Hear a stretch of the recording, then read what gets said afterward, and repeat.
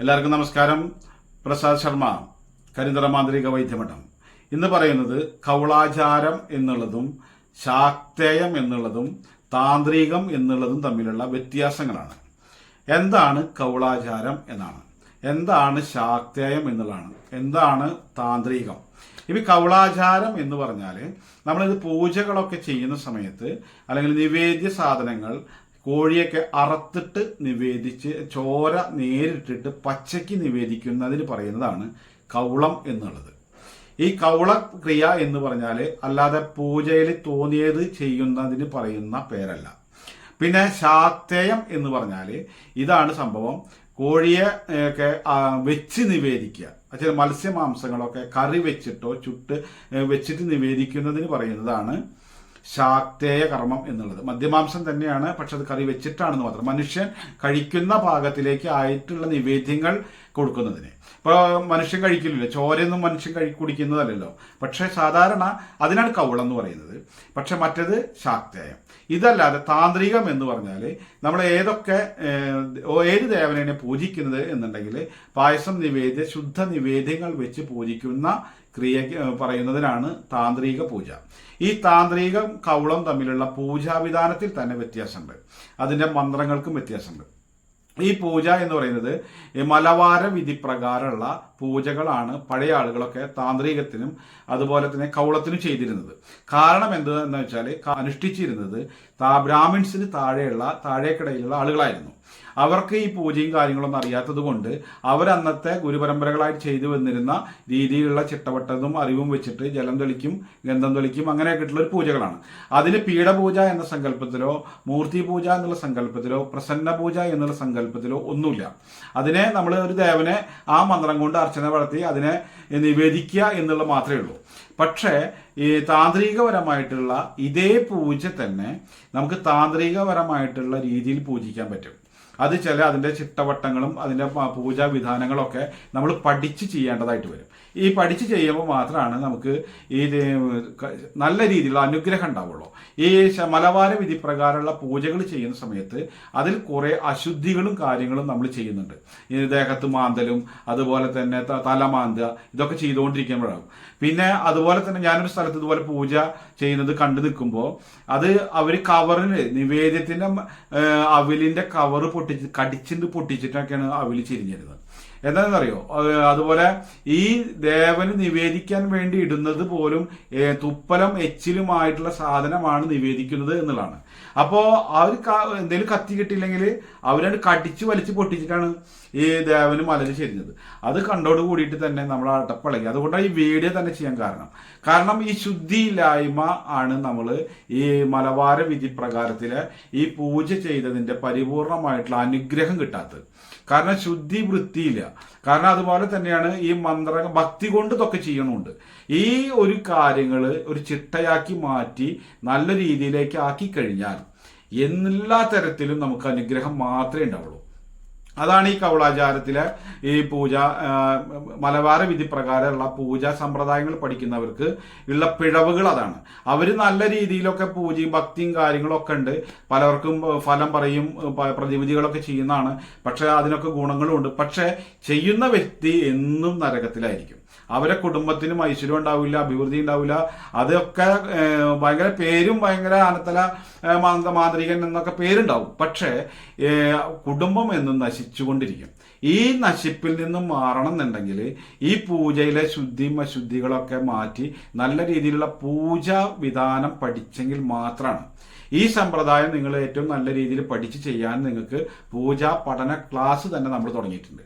അത് നിങ്ങൾക്ക് ഏറ്റവും നല്ല രീതിയിൽ ഒരു അമ്പലത്തിലെ ഇപ്പോൾ ചില ആളുകൾക്കുള്ള ഒരു പ്രശ്നം എന്താണെന്ന് വെച്ചാൽ വായിക്കാനൊന്നും അറിയാത്തവര്, അല്ലെങ്കിൽ വായിക്കാൻ വെച്ചാൽ ഇതൊക്കെ ഈ സംസ്കൃത വാക്കുകളൊക്കെ വായിക്കാനുള്ള ബുദ്ധിമുട്ട്, ഇതൊക്കെ പഠിയോ ഇതെങ്ങനെ ചെയ്ത് കാണിച്ചു തരുമോ എന്നൊക്കെ പറയുമ്പോൾ ഈഗോ അടിച്ചിരിക്കുന്നവരൊക്കെ ഉണ്ടെങ്കിൽ ധൈര്യമായിട്ട് പോന്നോളൂ. കാരണം നിങ്ങൾക്കിത് വായിച്ച് പറഞ്ഞ് കാണിച്ച് തന്ന് പഠിപ്പിക്കും. അതാണ് ഇതൊരു 10 ക്ലാസ് കൊണ്ട് ഏത് വലിയ ക്ഷേത്രമാണെങ്കിലും അവിടുത്തെ മേൽശാന്തി സ്ഥാനം വഹിക്കാനുള്ള അറിവാണ് നമ്മൾ ഇതിന് പകർന്നു കൊടുക്കുന്നത്.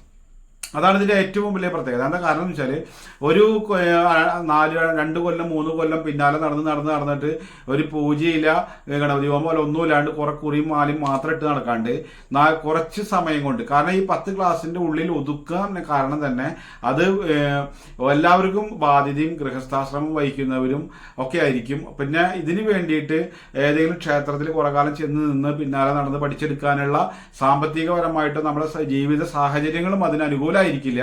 പക്ഷെ അതൊക്കെ നിന്നുകൊണ്ട് തന്നെ നമ്മുടെ കുടുംബ ജീവിതത്തിൽ നിന്നുകൊണ്ടും നമുക്ക് ആഴ്ചയിലോ 15 ദിവസം കൂടുമ്പോഴോ ഒരു ലീവ് എടുത്തിട്ട് നമുക്ക് പോയി പഠിക്കാൻ, അല്ലെങ്കിൽ മുടക്ക് ദിവസം നമുക്ക് ക്ലാസ്സിന് വന്നിട്ട് പഠിക്കാവുന്ന രീതിയിലാണ് ചെയ്യുന്നത്.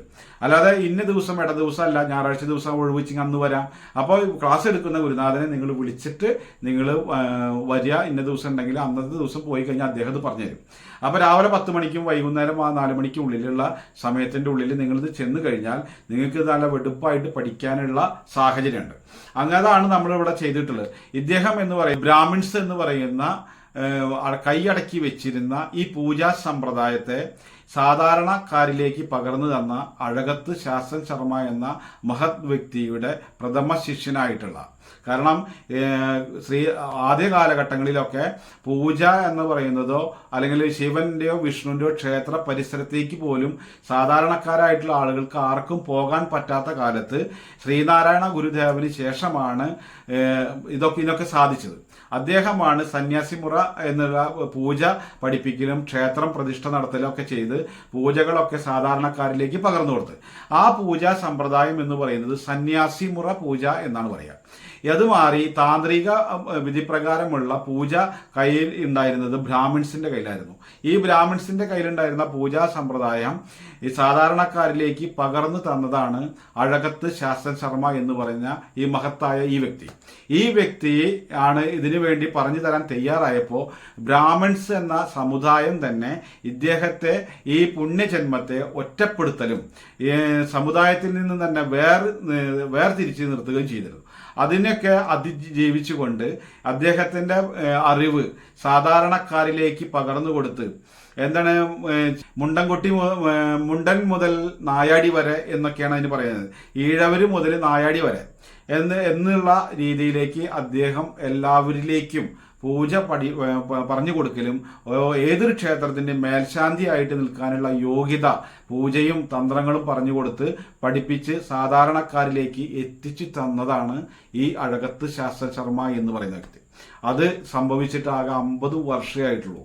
ഈ 50 വർഷത്തിന് ശേഷമാണ് നല്ല രീതിയിലുള്ള ഒരു പൂജ കേരളത്തിൽ ഇന്ന് ചെയ്തു വരുന്ന ബ്രാഹ്മിൺസിന് താഴെയുള്ള എല്ലാവരും ചെയ്തു വരുന്നത് ഇദ്ദേഹം പറഞ്ഞു തന്ന സമ്പ്രദായ പ്രകാരമാണ്.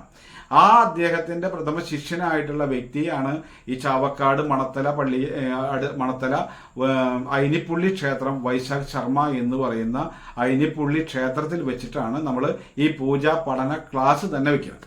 ഇത് ഏതൊരാൾക്കും മനസ്സിലാവാത്തതോ വിദ്യാഭ്യാസക്കുറവുണ്ടെങ്കിലോ പറഞ്ഞ് മനസ്സിലാക്കി തരുന്ന ഒരു ഇത് കൂടി ഇതിലുണ്ട്.